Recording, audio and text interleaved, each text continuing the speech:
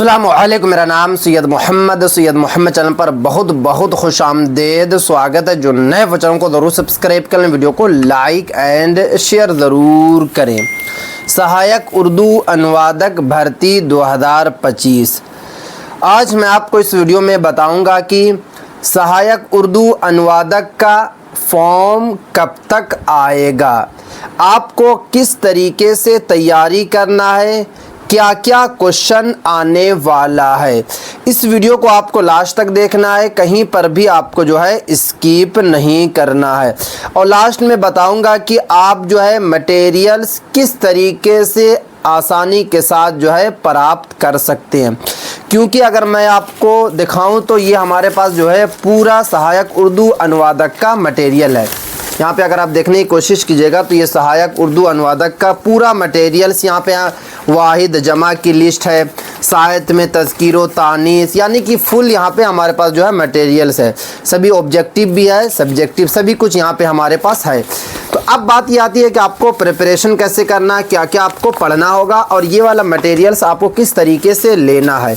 इस वीडियो को आपको कहीं पर भी स्किप नहीं करना, क्योंकि आपको पता है कि 3306 सीटों पर जो है सहायक उर्दू अनुवादक की भर्ती होने वाली है। और इसमें आपसे क्वालिफ़िकेशन जो है सिर्फ़ और सिर्फ जो है मौलवी मांगा जाएगा। अगर आप मदरसा के स्टूडेंट हैं तो आपसे मौलवी मांगा जाएगा, अगर आप स्कूल के स्टूडेंट हैं तो आपसे जो है 12th मांगा जाएगा। और 12th में आपके 100 नंबर के उर्दू होना चाहिए, आप एलिजिबल हो जाएंगे, आप जो है फॉर्म को भर सकते हैं। अब बात ये आती है कि क्या क्या आपको पढ़ना होगा। तो पढ़ने की अगर मैं बात करूं तो आपको 2 एग्ज़ाम देना है। एक एग्ज़ाम होगा पीटी का और दूसरा एग्ज़ाम जो होगा मेंस का होगा। पीटी में अगर 40,000 बच्चों ने फॉर्म डाला, 50,000 बच्चों ने फॉर्म डाला, तो उसके बाद जो है कि आधे बच्चे जो है क्वालिफाई करेंगे मेंस के लिए, आधे बच्चे तो छट जाएंगे, पीटी में ही छट जाएंगे, और आधे बच्चे जो है क्वालिफाई कर जाएंगे मेंस के लिए। अब आपको मेंस का एग्ज़ाम देना है, और अगर आप मेंस क्वालिफाई कर जाते हैं तो फिर डायरेक्ट आपका सिलेक्शन हो जाएगा, डायरेक्ट आपको जो है नियुक्ति पत्र मिल जाएगा, इंटरव्यू वगैरह कुछ देने की ज़रूरत नहीं है। तो अगर मैं पीटी की बात करूं तो पीटी में क्या होगा कि 100 नंबर का क्वेश्चन होगा। इस वीडियो को आपको थोड़ा सा डीपली देखना है, क्योंकि मैं आपको जो समझा रहा हूँ बहुत ही इम्पोर्टेंट बात बता रहा हूँ, और मैं आपको मेथड भी बताऊंगा कि आपको तैयारी कैसे करना है।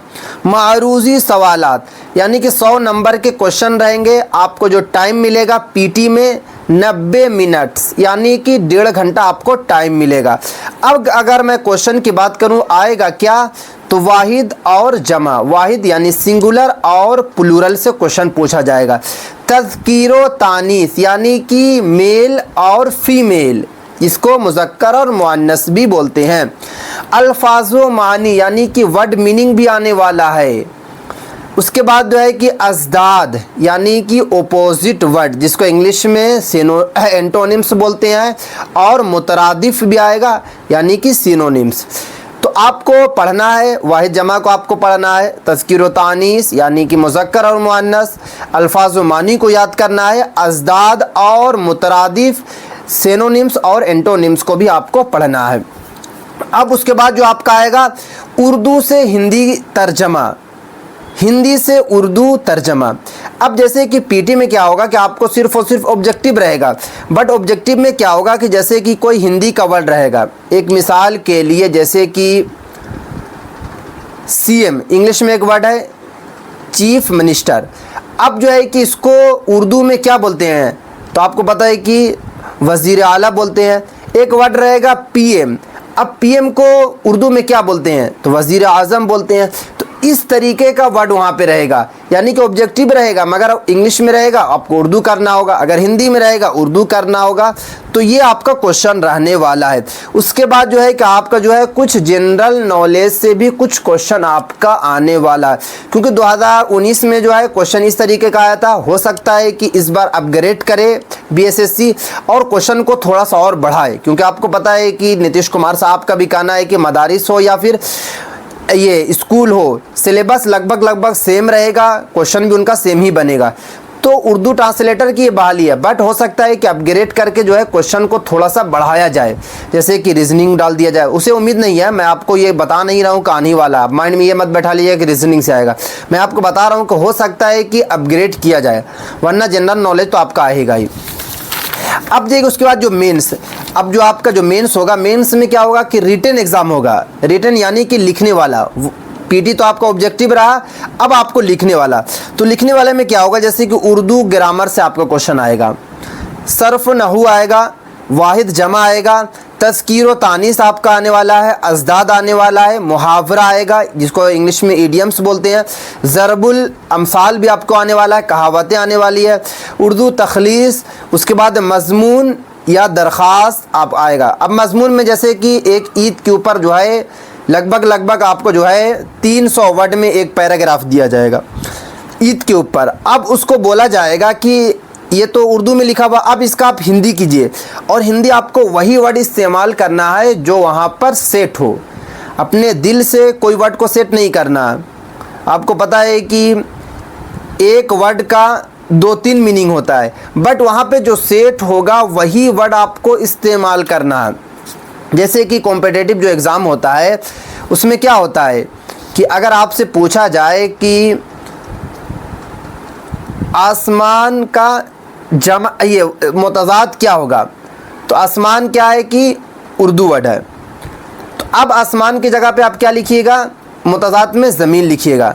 बट अगर वहाँ पे जो है समाउन आ गया यानी कि अरबी वर्ड आ गया, तो अब उर्दू आप यहाँ पे लिख दीजिएगा, ज़मीन लिख दीजिएगा, तो फिर वहाँ पे गलत हो जाएगा। यानी कि अगर अरबी वर्ड में आया तो आप अरबी वर्ड में ही आपको मुतज़ाद बताना है, अगर उर्दू वर्ड में है तो उर्दू वर्ड में ही मुतज़ाद बताना है।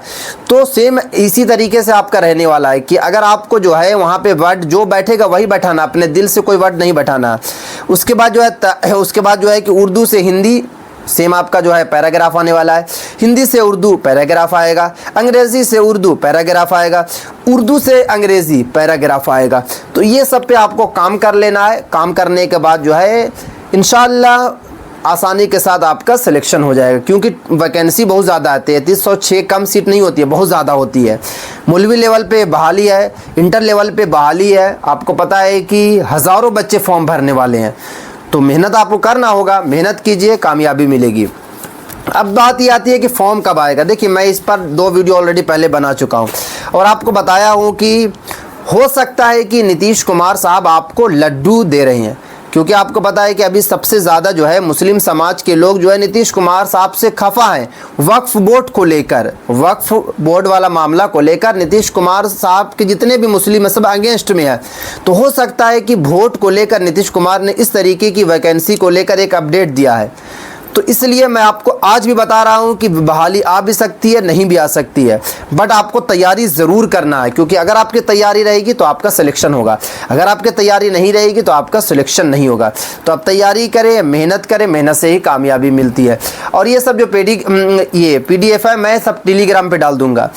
अभी मैं नहीं डाल रहा हूँ क्योंकि अभी मैं थोड़ा सा नोटिफिकेशन वगैरह का देख रहा हूँ और मैं थोड़ा सा भी पता कर रहा हूँ कि वैकेंसीज़ आने वाली है या फिर नहीं आने वाली है। वरना मटेरियल तो हमारे पास पूरा आएगा। मटेरियल से अगर आप देखने की कोशिश कीजिएगा तो पूरा ये पन्नी जो है फुल है, ये मटेरियल से ये पूरी पन्नी फुल है। मैं सहायक उर्दू अनुवादक का PT+ मेन जोन वाला है, क्योंकि मैंने ऑब्जेक्टिव टाइप का जो है सेट किया हूँ। वाहिद जमा की लिस्ट आपको मिल जाएगी, साथ में जो है मुज़क्कर मुअन्नस की मिल जाएगी, मुतरादिफ मुतज़ाद की मिल जाएगी। उसके बाद जो है कि हिंदी टू उर्दू वाला वर्ड मिल जाएगा, हिंदी टू उर्दू, इस तरीके का सारा इंग्लिश टू उर्दू सब वर्ड आपको मिल जाएगा।